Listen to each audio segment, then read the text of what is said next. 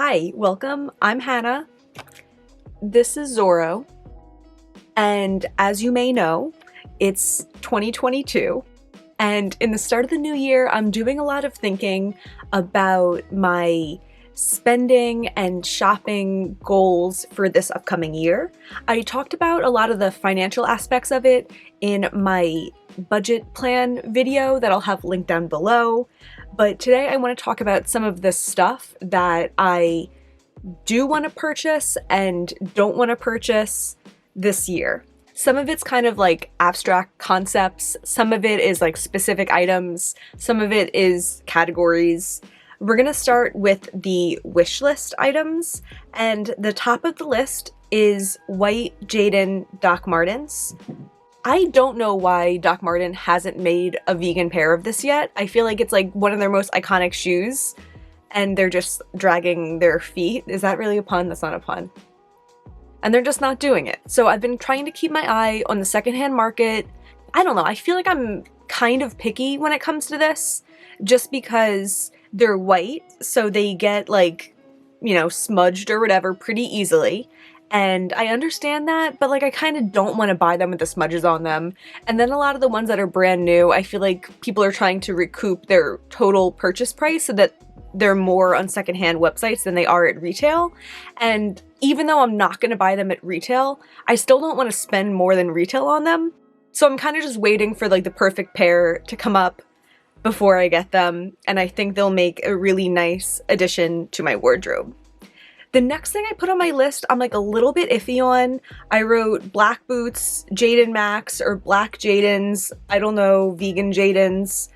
I don't know if I really need black combat boots right now. I feel like that might be one of those things that I want to fill this hole in my like conception of my collection, and it's not about really using things. And I think until like I'm putting on outfits and I'm like, man, I could really use black combat boots, I don't need to be like rushing into that. So I figured I'd mention it because I wrote it down a couple days ago, but right now I'm kind of like, do I? Another thing I wrote down is like a perfect hat. I don't know what I really mean by this, but like I saw like a really nice like black and white one at Free People a couple months ago. I'll put up a picture if I can find it. I just want like a really nice hat, and I have a couple caps that I really like, and I'm just more into hats. I just want a really nice hat. I also wrote down a Ghani hat. I have seen like a denim bucket hat that I really like. I also like their beanies, but the beanies have wool, so I would only buy them secondhand, but I'm interested in Ghani hats. Another thing that I wrote down is khakis from Redone. I just really like khakis, and the pair that I have, they're a little bit snug on me right now, but my weight does fluctuate, so we'll see how they are in a couple months. But either way, they're not great quality. I could just tell that like the fabric's kind of pilling, they just look a little raggedy. I got them at a Forever 21 sale for literally $3, so they've lasted me long enough anyway, but I just thought it might be nice to replace some of these nice khakis. But at the same time, I don't want to rush into that either while my collection feels so plump, because I want them to be something that I wear all the time, and I don't want to spend like $250 on pants just to have them sit there and maybe get worn occasionally. Once I get them, I want to wear the hell out of them. Another thing I wrote down is this specific acne polo that Sarah Belle Elizabeth, who's like my favorite flat fashion influencer, we'll talk more about that at the end of the month. She got this maybe like a year ago, and I've had my eye on secondhand websites since then. It hasn't come up. I have like my notifications on for notifying me if it becomes available on the RealReal. I really want it. There's also these green cowboy boots from Jeffrey Campbell in this like green metallic. I'm so into green metallic. And these, I believe they're like available right now, but they're leather, so I'm not going to be purchasing them firsthand. So I'm kind of keeping my eye on the secondhand market. Maybe someone will wear them to like Coachella and then sell them right after, and then I'll scoop them up. We'll see. I want a striped hooded cardigan. This I got inspired by because I was watching, I think it's called So Little Time, the Mary-Kate and Ashley show from like the early 2000s, and there was some episodes on Amazon, and I think it was the first episode one of the twins is wearing this cardigan and it's so cute, and I just really want something like that. It's kind of something I'm keeping my eye out for when I go to the thrift store. I've looked at like Depop and stuff also, and I haven't found the perfect one. The last specific clothing item I wrote down is a hot orange workout set from Victoria's Secret. I just got this idea in my head and I was like, maybe Balance will come out with one. I really like Balance's leggings, but I run every day and I need a supportive sports bra, and the ones from Victoria's Secret do that for me. So I really don't want to buy sports bras from anywhere else. So I was like, that would be cool if Victoria's Secret came out with a hot orange color and I could get a sports bra, matching pair of leggings. I don't really need it, just like an idea I had that I like. Also, the Ziggy overalls from Free People. I'm interested in this one like normal pair, and then also I saw Brittany Balin did a sponsorship with them and she was wearing a ripped pair, and those looked really cute. And then there was like a deeper denim shorts overalls that they had that are also really cute for the summer. I would love a vintage System of Down tee. I've been kind of keeping my eye on LF because I know they've had some here and there, but never like the perfect one for me, and I want to get the perfect one because I just want to have one. Sunglasses from Poppy Listman. I have a bag of theirs, which is not the best choice because it has gold. I'm a big silver person, but they have really cool sunglasses and I'd like a pair. Something that I want to thrift. I'm not really on board for the low-rise trend. I have a lot of thoughts and feelings about that. So this might be more of like a concept than something I would actually like in real life. But I wrote down like the perfect low-rise jeans that make me feel confident, baggy, cute, just an idea. A couple makeup items. I wrote down Natasha Denona vegan products. I'm holding on to hope that maybe they'll have a vegan eyeshadow this year, a vegan eyeshadow palette. I know they're like black and white 5-pan was vegan, but I have no interest in that. I would love just like a larger palette that's vegan. I mean, it would also have to like speak to me. Maybe something like blues and purples. That'd be cool. The Moonscapes collection from Divina.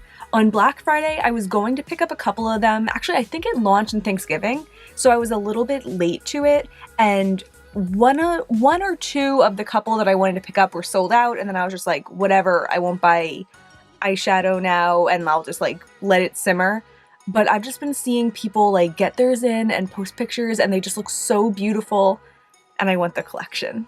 Cleona's been teasing this collaboration with Emily Violet Marie for a long time. And I mean, I wonder if it's going to have like the special shades on it. They really kind of like put that on the back burner when they decided to focus on doing their restock first. So of course I'll have to see the palette before I decide to get it, but I'm excited about that. I also am excited about this extension that they've been teasing. I don't really need that many more eyeshadows. And because I already have so many special eyeshadows, I don't know if they'll really be covering ground that I don't have yet in my eyeshadow collection, but we'll see, and I'm excited about it. I also wrote down a shimmery lavender eyeliner that isn't pastel. And then my more abstract concepts, I wrote comfy, practical, me. I just want comfort. I'm so all about comfort, and nowadays things that aren't comfortable are just not going to get used for me, and if they do, I'll be like, why did I wear this? This sucks. And I want to learn from my mistakes and just wear things all the time that I feel comfortable in. I also want to purchase one thing at a time more. I don't want to fall into the trap of deciding, you know, when like you're in a store and you're kind of looking around and you're like, this is cute, but you walk past it. And then once you pick up your first item that you're going to try on, you're like, well, I'm already going to try on, so might as well try on more things. I feel like I do that when it comes to purchasing too. Purchasing online, once I decide to make my purchase, I go back and I see if there's anything I want to add into that purchase. And I don't want to buy anything that's not worth it to me to buy on its own. And I can really make sure of that by buying one thing at a time. I also want things that I'm in awe of. I want that feeling of like, I've had this a couple times leaving the thrift store where I keep just like looking to the seat next to me and I'm like, wow. I want that feeling for everything I buy. Now for my anti-wishlist. Now for the things I won't be buying this year. I wrote most eyeshadows. I mentioned in my budget video that I went under 100 pans of eyeshadow this year between palettes I purchase and single shadows I purchase. It's just that I want to know my shadows better. I feel like I have probably everything I could ever need already, and I just don't believe that I need to keep purchasing at the same rate that I was to get to where I am now quantity-wise. You know what I mean? Like, I can't exponentially keep purchasing this way. And yeah, I want to like really form a relationship with the eyeshadows that I have. Oh, I should also mention that for all of these, they can be superseded with the things I'm in awe of. So any category that I'm listing for my anti-wish list, I'll buy eyeshadows if I'm in awe of them. I'll buy pretty much anything if I'm in awe of it, but like that's pretty special to be in awe of it, you know? So I wrote down shoes because I feel like I have so many shoes that I love so much, and when I buy new shoes, I'm not able to wear my other shoes. And it's not like all my shoes have been super worn and when I get a new pair, I'm like, ooh, a new pair. All of my shoes still feel new. So I don't want to buy new shoes unless I'm in awe of them. Socks and underwear. I have so many pairs already. I already have like a backlog of both that I'm like, oh, once I feel like my drawer is getting a little low, I have some new pairs to add into it. That's stupid. I mean, with the socks, I don't feel like it's the stupidest thing because I have been wearing these socks for like 10 years, and if Forever 21 stops making socks, I'm gonna be devastated, and I know I will use all of them, but at the same time, it's like I'm so crowded in my space because I'm holding on to new socks for like a year ahead of time. Yeah, the whole thing's crazy. It's not, I guess my point is it's not the worst thing that I have them, but there's no reason for me to buy more of them. Jackets, they take up a lot of room. It's like, in a way, if I buy a new tank top, I can like shove it in somewhere, but like I don't have any room for jackets. Foundation, I want to finish some up. I had like a little phase for a while there where I wanted to try new foundations, and I'm kind of just feeling like back to basics. I don't need to experiment that much. I kind of know what I like and I'll just stick with that. Concealer. I have favorites and I don't think I'm gonna find anything better. And anytime I stray from my Shape Tape, I just want my Shape Tape back. I have no complaints about my Shape Tape. And if I want like a more budget option for something to like keep in a purse or something, I like the Milani one. And that's all I need. I wrote perfumes for the sake of them. I've definitely been more interested in perfumes recently and wanting to try more of them. And it's tough when like you want like an indie brand that's only available online, but it's like I recently ordered from Boy Smells, and I basically, I mean, not even basically, I spent $40 just to smell these. I spent $40 for like the Discovery pack, and I don't like any of them. And it just feels so silly. It's like, I mean, it would have been nice if I loved all of them, if I found like my new favorite in there, but I didn't need to do that, and I want that to be like my lesson learned for perfumes. I don't need a huge array of perfumes.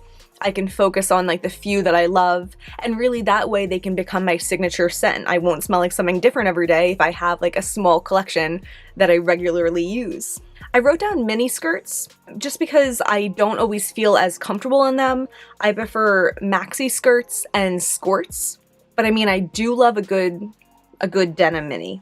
I do love it, but I just want skirts that I feel comfortable in.